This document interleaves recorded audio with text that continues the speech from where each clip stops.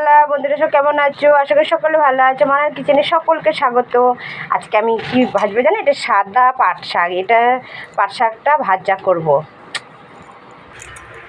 গ্যাসের মধ্যে কড়াই বসিয়ে দিয়েছি, কড়াই গরম হয়ে গেছে। এর মধ্যে দিয়ে দেবো সামান্য জল। জল দেওয়া হয়ে গেছে, এবার জলটা ফুটছে। এবারে দিয়ে দেবো পরিমাণ মতো লবণ। এবার একটু নেড়ে চেড়ে নেব। জলটা ফুটছে, এবারে শাকগুলো আমি দিয়ে দেবো। এই দেখো শাকগুলো এবারে জলের মধ্যে দিয়ে দেবো। এগুলো সাদা পাট, এরকম ভাজলে কি হয়, শাকটা গায়ে গায়ে লেগে যায় না।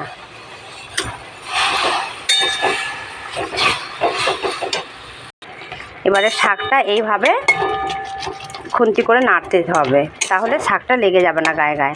আর এই পাট শাকটা যদি গায়ে গায়ে লেগে যায় না, খেতে ভালো লাগে না, ঢেলা ঢেলা হয়ে যায়। এটা কার কাছে শিখেছি জানো?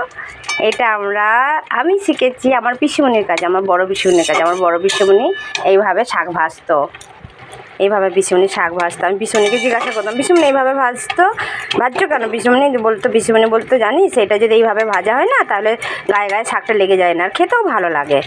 পিসিমণির দেখে আমি শিখেছি। পিসিমণি যে সব রান্নাগুলো করেছে, সেগুলো আমি পিসিমণির দেখেই রান্নাগুলো শেখা। বুঝছো, শাকগুলো বেশ ঝোড়ো ঝোড়ো ভাজা হয়ে গেল, জলটাও শুকিয়ে গেছে। এবারে শাকটা এইভাবে ভাগ করে নেব। যেটুকু জল আছে এর মধ্যে বেরোবে, জলটা বেরিয়ে চলে আসবে, শুকিয়ে যাবে। এই দেখো, জল যেটুকু আছে গায়ে লেগে আছে, সেগুলো সব নেমে আসছে, জলটা শুকনো হয়ে যাবে। এর মধ্যে তেল দেবো, শুকনো লঙ্কা দেবো, রসুন দেবো, ভাজা করব। শাকের সব জলটা শুকিয়ে গেছে, সাইডে যে জল লেগেছিলো। এবারে তেল দিয়ে দেবো, সর্ষের তেল দিয়ে দিলাম।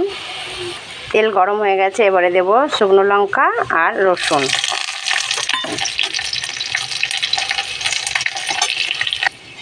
লঙ্কা রসুন কড়া কড়া ভাজা হয়ে গেছে, এবারে শাকটা নামিয়ে নেব। পুরো একসঙ্গে পাইল করে ভেজে নেব। তারপর শাকটা বেশ ঝরঝরে করে ভাজা হয়ে গেল। এবারে গ্যাসটা বন্ধ করে দিই, এবারে নামিয়ে নেব।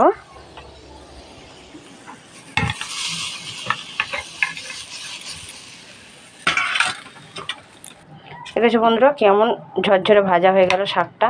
রসুনটা একটু বেশি দিচ্ছি, আমি রসুন খেতে ভালোবাসি, ভালো লাগে। তেলের সাথে রসুন আমি ভেজে খাই, আবার শাকের সাথে বেশি রসুন দিই, যাতে আমার ভালো লাগে খেতে। ওই জন্য কেমন হয়েছে বন্ধুরা বলবে। ভালো লাগলে লাইক কমেন্ট শেয়ার করে দিও। টাটা, শুভ দুপুরবেলা, সব ভালো থেকো, সুস্থ থেকো, বাই। কেউ বেশি রোদ্দুরে যাবে না, সব বাড়িতেই থাকবে, প্রচণ্ড গরম পড়েছে।